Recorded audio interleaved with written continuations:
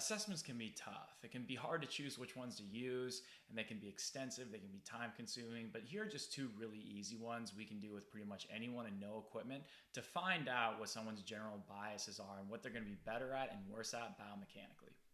What these tests are measuring for is the ability for your pelvis to go through both expansion and compression. Expansion is more associated with absorbing force, compression with producing it. Because compression is the sacrum bone coming forward, and then these innominate bones going into internal rotation, adduction, and extension.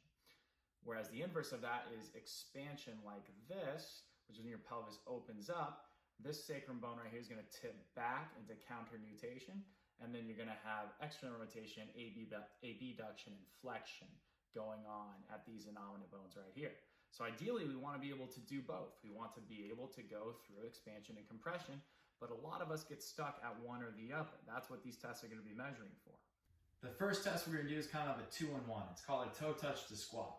So you're going to have your toes forward about hip width apart. Keep your knees locked out and straight. Reach down, touch your toes. No problem for me. And then I'm going to bend down and try and squat. But I get stuck at 90 degrees because I'm biased towards compression. The next test you want to do is you want to lay down with your feet nice and flat on the ground. And then you're going to be in this position. You want to keep one leg down perfectly straight as you bring the other back. So you don't want this leg to ever come up. You want to keep that leg nice and flat. And then you want to go back until you feel like you have to lift the other leg up, or you start to feel a little hip flexor cramp. You want to go until about 120 degrees, but I get stuck before that because I'm biased towards compression. So if you could touch your toes, but you couldn't squat, that means you probably got stuck at about 90 degrees of the knee to chest too, which is what I was doing.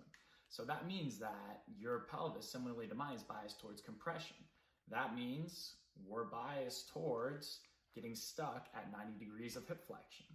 So that means that we're also probably better at deadlifting than we are squatting. That means hinge type movements are what we're going to be better at. We're going to excel at those, relatively speaking. Whereas a squat, we can't really drop down lower than 90 degrees without a heel lift or some other help, or without compensating because our biomechanics aren't set up for that. We're better at producing force, but not necessarily absorbing it.